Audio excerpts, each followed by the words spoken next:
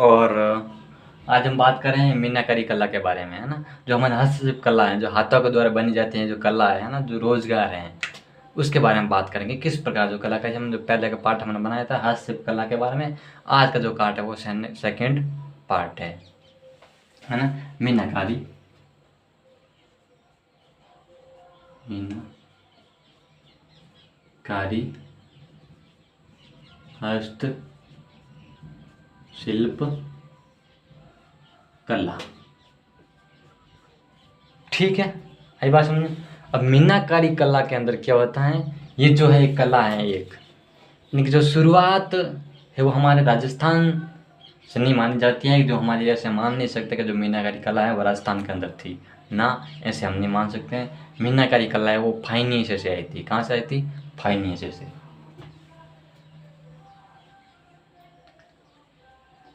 फाइनेंशिया, ठीक है। लाने वाला कौन थे? मानसिंह। कौन थे? मानसिंह, जयपुर, ठीक है ना।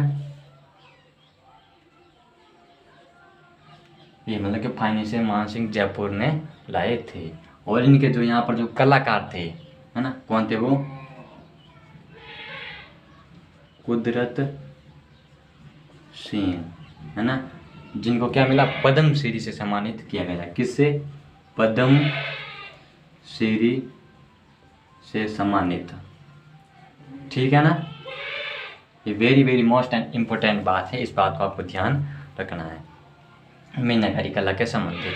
और इस मीनाकारी कला के अंदर क्या था कि साहब, मीनाकारी कला के अंदर और इसको जो कला बनी जाती थी, जो मतलब कि कांच होता है ना, कांच पर पेंटिंग की जाती थी। कांच को जो अलग अलग रंगों के रूप में बांटा जाता था, अलग अलग मतलब कि प्रकार के जो कांच के जो कलर बनाए जाते थे, रंगीन बनाए जाते थे, उसे हम मीनाकारी कला कहते हैं, ठीक है। बात समझ में आ गई। और बात में ये है कि सोने, चांदी, तांबा, है ना, और अलग अलग प्रकार के आभूषण होते हैं। फिर इसके अलावा और होते हैं, जैसे मतलब कि तलवार होते हैं, छुरी होते हैं, भाला होते हैं। और सबसे बड़ी बात ये है, तो मानसिंह का जो छुरी थी, उन पर जो ये मतलब कि कांच की पेंटिंग की गई है, जो अलग अलग कलर का रंगीन रूप से पेंटिंग की गई है, जैसे हम मीनाकारी कला करते हैं। हमें जो सबसे प्राचीन सबूत मिलता है वो मानसिंह की छुरियाँ भी मिलती हैं, ठीक है, जहाँ पर चित्र मतलब कि जो पेंटिंग की गई है, इसके बारे में हमें जानकारी मिलती है। और ये फाइनेंशियल लाए गए थे, मानसिंह जयपुर के थे, उन्होंने ये लेकर मतलब कि कला लेकर आए थे। और इनके जो कलाकार थे, ये तो हो गए कुदरत सिंह, है ना, जो इनसे पहले जो मतलब एक जाति के रूप में थे। भाई कौन सी जाति ये काम करती थी? ये जाति काम करती थी सिख जाति, है ना। तो सिख धर्म बोल सकते हैं, सिख धर्म के लोग काम करते थे, है ना, सिख धर्म के लोग। सब क्लियर है? यहाँ तक क्लियर है। और आगे और इनके जो क्षेत्र की बात की जाए, है ना, तो क्षेत्र देख लेते हैं। नाथ द्वारा, है ना, कौन सा है? नाथ द्वारा, जो राज संबंध, है ना, राज ऐसे नहीं लिखते हैं, राज संबंध में नाथ द्वारा,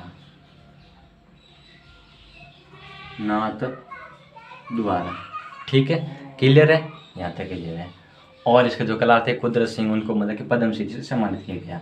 और ये नाथ द्वारा के अंदर प्रसिद्ध है, और ये फाइनेंशिया के अंदर से वहाँ से आई थी। और ये मतलब कि मानसिंह जयपुर के थे। और ये कब गए थे? ये कहाँ से लाए थे मानसिंह जयपुर? ये लाहौर से लाए थे। कहाँ से? लाहौर। कोई मीटिंग वगैरह थी, मतलब कि मानसिंह जी लाहौर गए थे, और लाहौर से इनको पता चला यार ये तो बहुत शानदार कला है, ऐसे मैंने कला कहीं देखी नहीं है। तब मानसिंह को लगा यार ये तो बहुत अच्छी कला है, इसको तो हमारे वहाँ पर लेनी चाहिए। तो मानसिंह ने यहाँ पर लेकर आए कला, और सिखों को सिखाई थी, और सिखों ने यहाँ पर आगे बढ़ाया था। फिर इनके जो कुदरत सिंह थे, उनको मतलब कि एक पद्म श्री से सम्मानित किया गया इन कला के क्षेत्र में। ये होगी हमारी मीनाकारी कला। और इसके बाद में जो कला आती है वो आती है गलीचा। कौन सी आती है? गलीचा। गलीचा। अब गलीचा के बारे में क्या बात है साहब? गलीचा जो कला है, पहले इनको क्षेत्र देख लेते, क्षेत्र कौन सा है। क्षेत्र एक आपको ट्रिक, क्योंकि जो हमारा राजस्थान का जिला ज़्यादा है ना, इसलिए आपको एक ट्रिक बताता हूँ। ट्रिक के माध्यम से आप समझेंगे तो मेरे को लगता है ठीक प्रकार से समझ में आ जाएगा। चलो देखते हैं ट्रिक कौन सी है ना। अब क्या है ट्रिक? अब जोधपुर, ये मतलब ऐसे मान ले सकते हैं जैसे गलीचा वाले ट्रिक के माध्यम से थोड़ा बहुत एक अलग देखते हैं। जो गलीचा जो ये कला है उसके जो पहले देखते हैं मतलब कि बनाते किस प्रकार है। अब बनाने की बात आती है तो मतलब कि ये जो बच्चे होते हैं ना, बच्चे अपने अंगुली छोटे छोटे अंगुली गलीचा नहीं समझते हैं, जैसे गले के अंदर डालते हैं वैसे वो गलीचा, उसी प्रकार गले से वो ऊपर जो पीछे वो गांठ होती है ना, वो छोटी छोटी गांठें बने जाते थे ना, वो गलीचे जो छोटे बच्चे होते हैं ना उनकी अंगुलियों का उपयोग किया जाता था। किसका उपयोग? जैसे मेरे जैसे उंगली है, मेरी बड़ी उंगली है, तो मैं इसके अंदर ऐसे मतलब कि आटे वगैरह नहीं लगा सकते, गांठ नहीं बांध सकता, क्योंकि मेरी उंगली बड़ी है ना। अब यहीं मेरे जगह ये बच्चा होता मैं, तो मैं आराम से वहाँ पर गांठ लगा देता। तो ये गलीचे का काम कौन कर सकता है? बच्चे इस प्रकार का काम कर सकते हैं, गलीचा का काम कर सकते हैं। तो ये कैसे बाल श्रम हो गया? हाँ साहब, ये बाल श्रम हो गया, बाल श्रम हो गया। ये बात समझ में आई साहब? यहाँ तक समझ में आ गई। अब इसके बाद में होती है, वो क्या होती है? जो हम आते हैं ना, अब इसका जो क्षेत्र देखते हैं, जोश जब भी आता है तो क्या करना? टॉ करता है। जोश जब भी आता है तो मालपुआ और केकड़ी और क्या, और सिज्जा खाने की इच्छा होती है,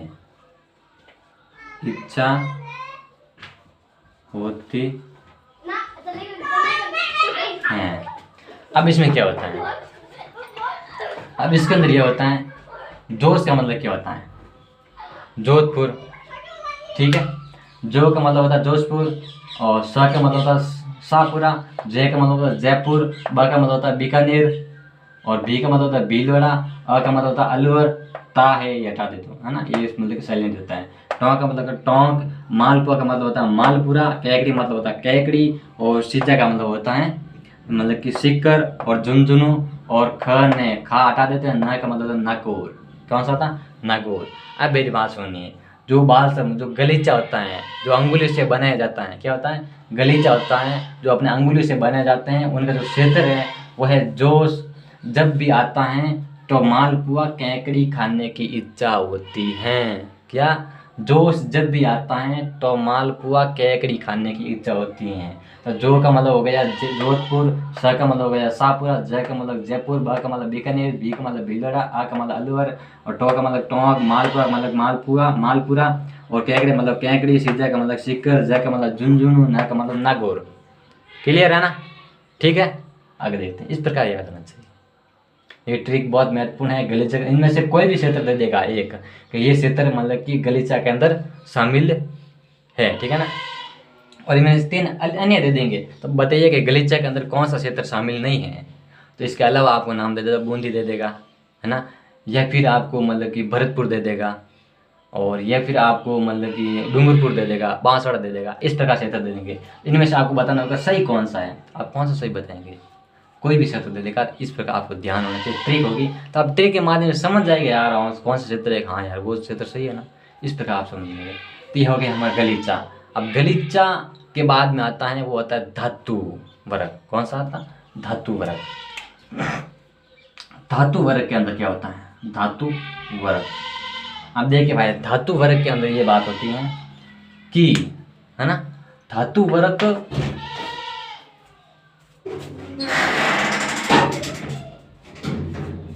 आवाज आ रही है आपसे। धातु वर्ग।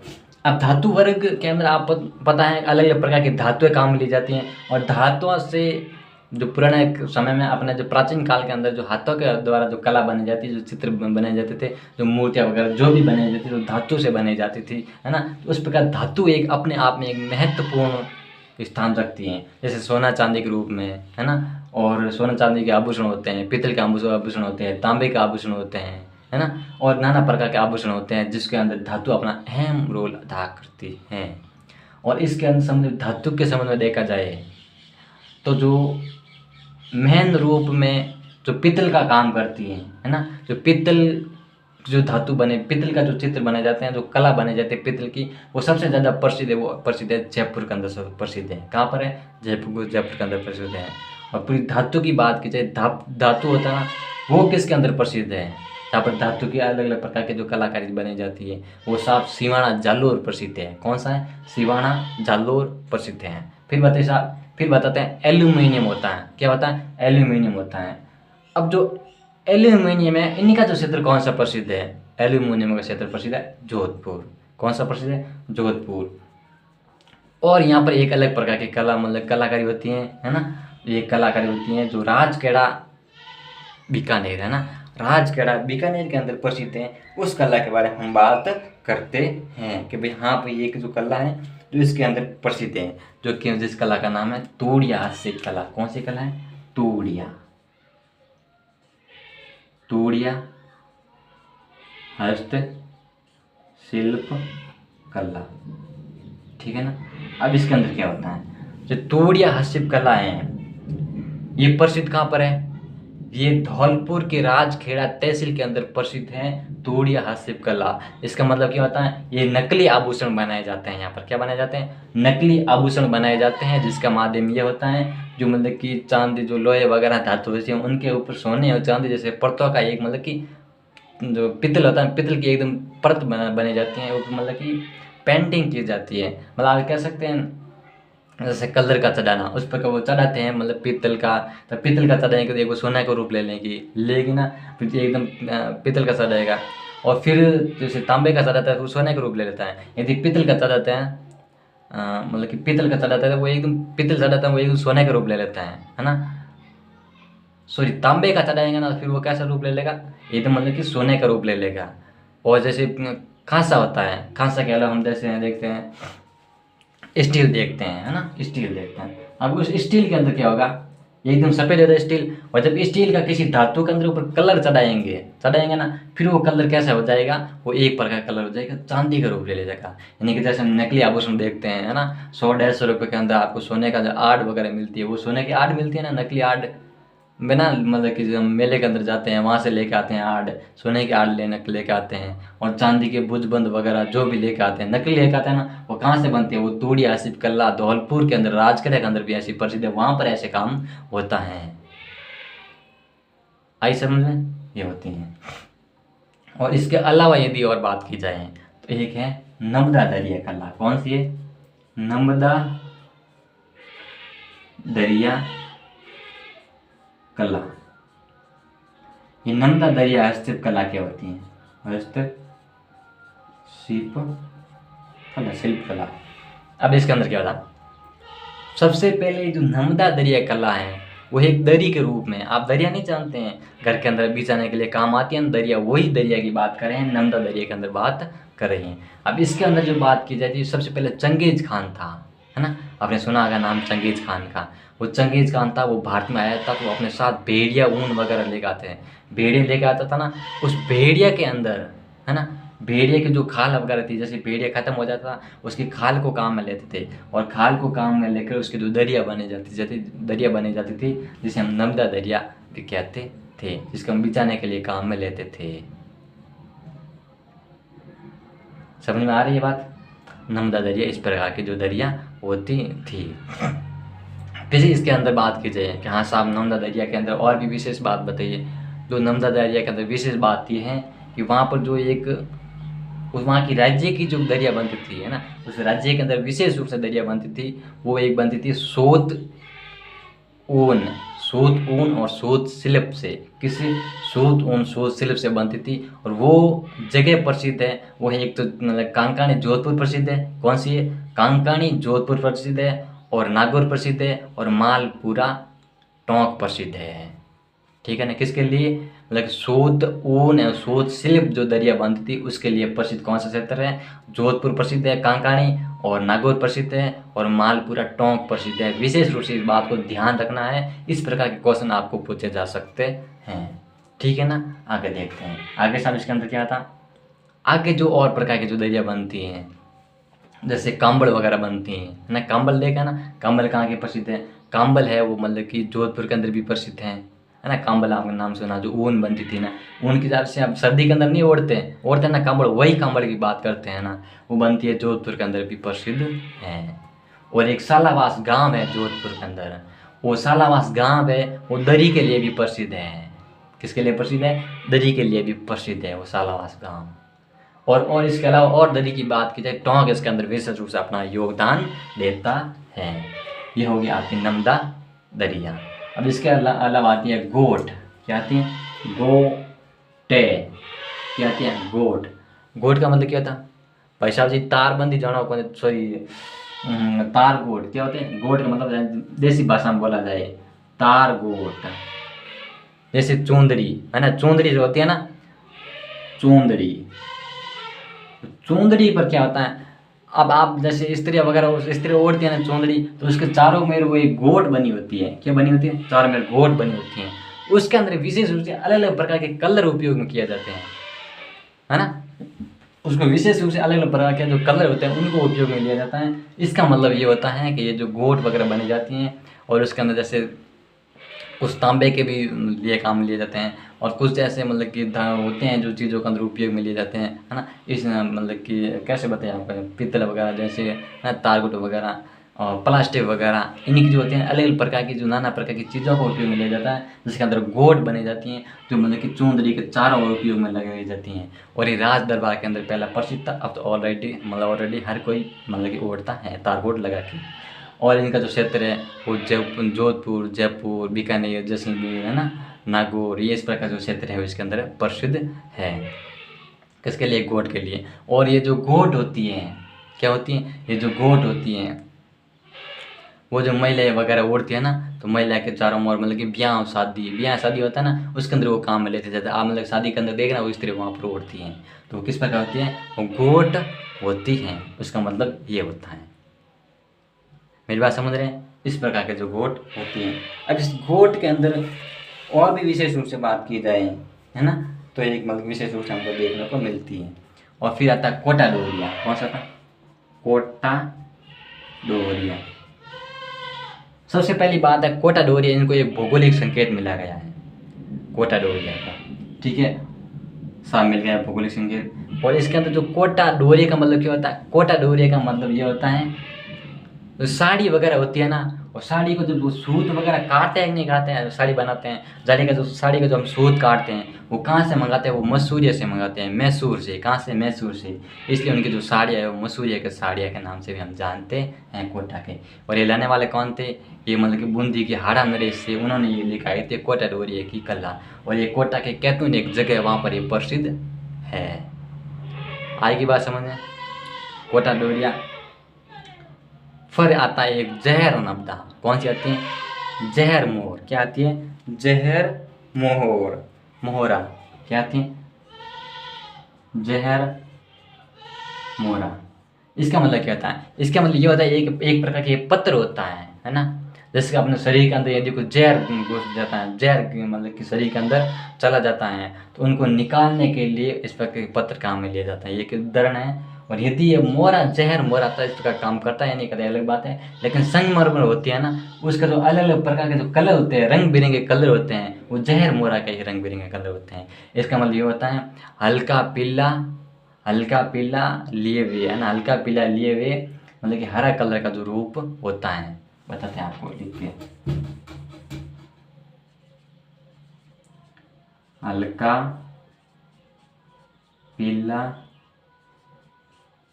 लिए हुए, हल्का पीला लिए हुए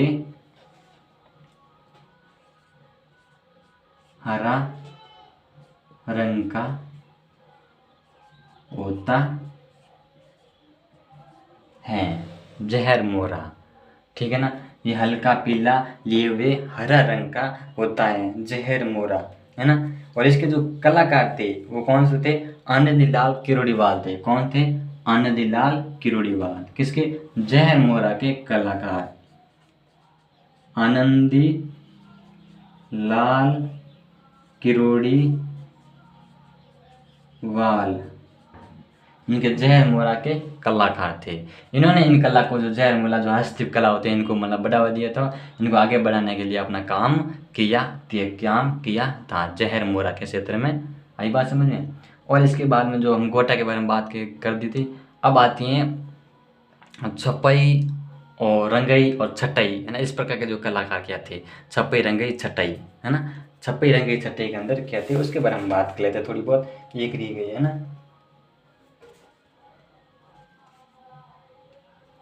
कहाँ लिखा यार, रंगाई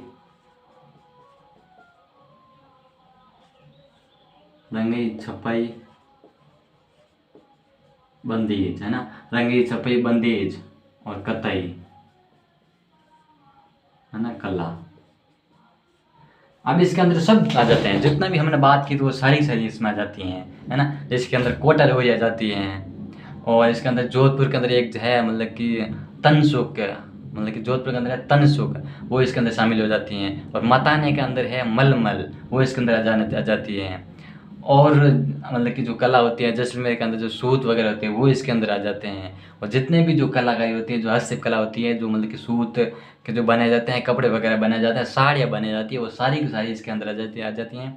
और चोंदली वगैरह होती हैं शादी के अंदर जो महिलाएं ओढ़ती हैं, और जिस समय बच्चा होता है ना, जज्जा जी क्या कहते हैं, जज्जा कहते हैं, और महिला जज्जा, उस समय वो क्या अपने बच्चे को, जब आप में क्या बोलते हैं पता नहीं, जो सूरज पूतना था 7 दिन के बाद में, उस समय वो जिस तरह का वो पोमचा ओढ़ती है ना, चोंदरी ओढ़ती है ना, उस पर वो तारगुट होती हैं, उसके मतलब कि रंगाई छपाई बंदाई कताई, इस प्रकार उसका काम करके वो काम में ली जाती हैं। और जोधपुर के अंदर जो बंदेज होता है वो जयपुर के अंदर प्रसिद्ध है, लहरिया। जयपुर का जो से जोधपुर के अंदर बंदेज होता है वो मतलब कि पोमचा जयपुर के अंदर प्रसिद्ध है। और लहरिया, हम जैसे सॉन्ग आता है ना, जयपुरिया लहरियो लाई दो हमारा बनसा, एक सॉन्ग सुना, वही सॉन्ग इसके अंदर शामिल होता है। जयपुर का लहरिया है वो इसका रंगाई छपाई का बंदेज का तई इस रूप में काम करता है। मतलब इस प्रकार के जो कला होते हैं, है ना।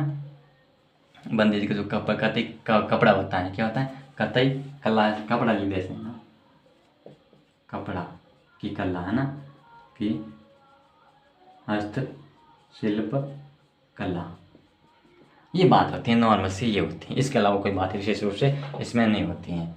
ये जो प्रसिद्ध वगैरह, जयपुर प्रसिद्ध है, जोधपुर प्रसिद्ध है ना, बीकानेर, जैसलमेर, इस प्रकार जो क्षेत्र है वो सारे इसके अंदर प्रसिद्ध है, अपना क्षेत्र के अंदर विशेष रूप से प्रसिद्ध होते हैं। और कुछ इसके अंदर प्रिंट है, वो उसके बारे में बात करते हैं। जैसे दाबू प्रिंट है, वो अकोला चित्तौड़गढ़ में प्रसिद्ध है, दाबू प्रिंट। और जाजम प्रिंट है, वो चित्तौड़गढ़ के अंदर प्रसिद्ध है। और पिछवाई हस्तशिल्प कला है ना, पिछवाई हस्तशिल्प कला वो किसके अंदर प्रसिद्ध है, वो कोटा के अंदर प्रसिद्ध है। पिछवाई हस्तशिल्प कला, सॉरी, नाहद्वारा राजसमंद में प्रसिद्ध है। कहाँ पर प्रसिद्ध है, नाहद। कौन सी पिछवाई कलाकारी, कौन सी पिछवाई कलाकारी है, वो नाहद्वारा के अंदर प्रसिद्ध है।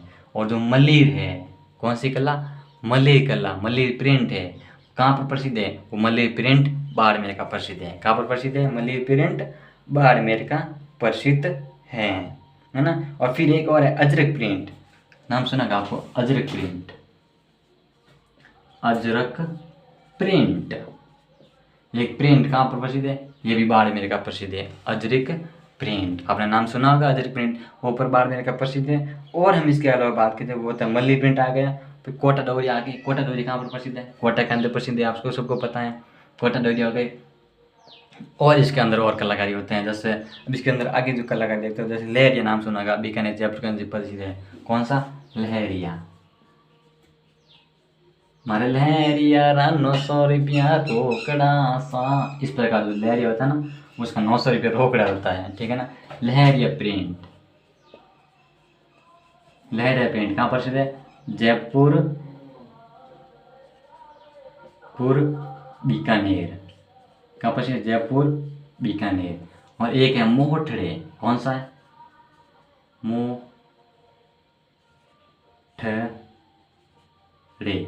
मोहठड़े जो प्रिंट है वो बीकानेर में प्रसिद्ध है। मोहठड़े प्रिंट कहाँ है, Bikaner,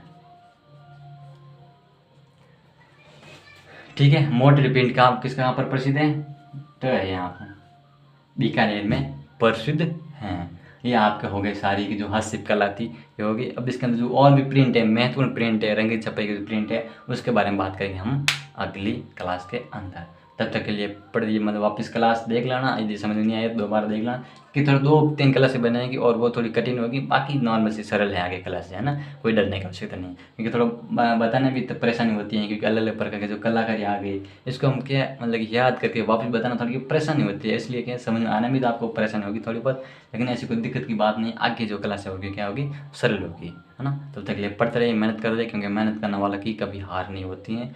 thank you very much, धन्यवाद।